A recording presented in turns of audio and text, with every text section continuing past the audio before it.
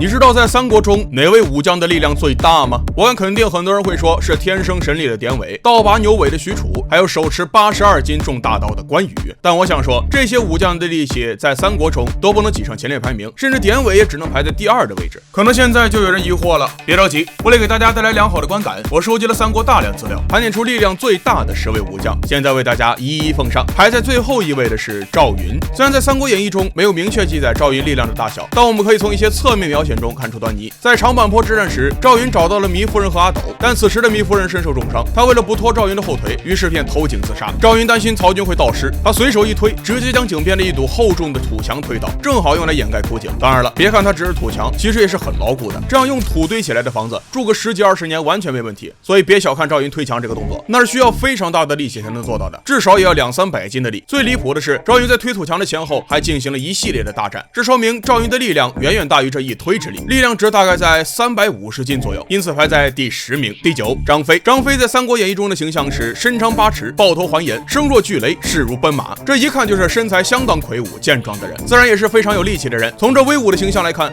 张飞的力气就比赵云大，但在《三国演义》中同样也没有具体描述张飞力气大小的语句，只能从侧面推断揣摩。张飞的兵器是丈八蛇矛，重达50多斤，虽然远不及关羽的兵器重，但这也算不轻了。而且张飞2次大战吕布，最多的一次直接打了100回合，这没点力气是打不下去的。汉中之战，张飞还刺伤了醉酒的许褚，而许褚的力气在《三国演义》中那是数1数2的，能刺伤他，可见张飞也是很有力气的，力量值大概在380斤左右。第8，曹彰。在演义中明确记载了曹彰臂力过人，可徒手与猛兽搏斗。要知道，想打败猛兽，要么比他灵活，要么比他力气大，而曹彰显然属于后者，而且他也是三国中唯2能与猛兽搏斗的男人。最为关键的是，曹彰武艺也不差，他能在3回合内打败勇猛型的将领刘封，可见其力气不小，力量值在400斤。你知道三国武将力量排行吗？今天他来了。第7，孙策。孙策在演义中人称江东小霸王，要知道霸王可是当年项羽的称号，不仅武艺高强，而且力气很大。孙策能被称为小霸王，当然也不会差。从他的战绩也能看出来，孙策能在3回合内生擒于糜，然后将其夹在胳膊下任意玩弄，这是什么概念？于糜一个成年人，不说多重，少说也有100来斤吧，然而孙策却能夹着他玩，就算樊能在背后偷袭，孙策回身大喝一声，直接将其下马，之后直接用胳膊将于糜活活夹死。要知道，能把一个大活人用胳膊肘夹死，那得用多大的力啊！而且这还是单手，这足以证明孙策的力气很大了，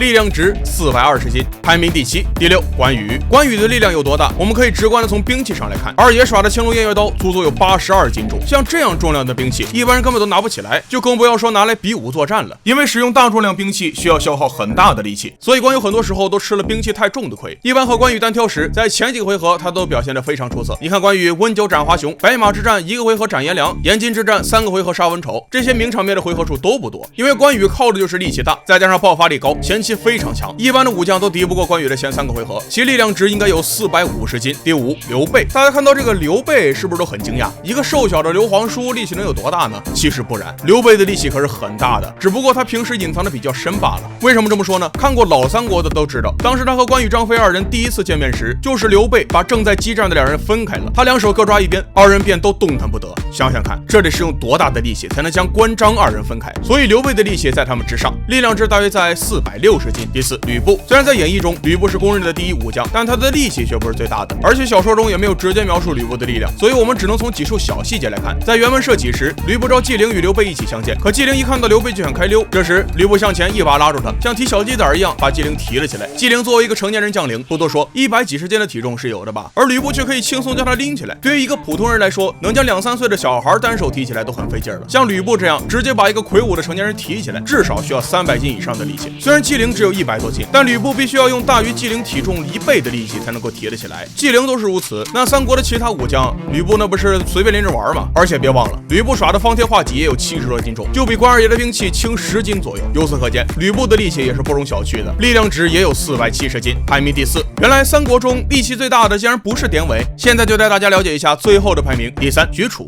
众所周知，许褚在《三国演义》中的形象是人高马大、膀大腰粗，这一看就是力气超大的人。而且许褚在《三国演义》中有具体的事迹来证明他的力气，就是许褚倒拖牛尾事件。许褚能拉着牛尾倒拖2头牛行走100多步，这是个什么概念呢？我们姑且算一头成年公牛的体重大概在1000斤左右，2头就是2000斤。许褚要徒手拉着2只牛行走，而且牛都有脾气，肯定会挣扎，所以许褚至少要用400-500斤的力气才能与2头牛坚持拼力气。等到2头牛拼不过许褚后，牛便会放弃抵抗，跟着许褚一起走了。即使如此，能让2头牛放弃抵抗而顺从许褚，如此大的力气，在整个三国中也是数一数二的，其力量值480斤，排在第3名。第二，典韦。典韦的力气放在整个三国中可以算得上是无敌了。我们从以下几个方面就可以得知：第一，典韦力能搏虎。小说中记载了典韦与老虎搏斗的场景，在山涧之间追逐老虎，想想看，就连老虎都不是典韦的对手，可见其力量惊人。第二，典韦能举起衙门旗，衙门旗大概有200-300斤重的样子，一般人是拿不起的，尤其是在有风的情况下。由于风力的原因，要想举起衙门旗，最少是要其重量的2倍以上才行。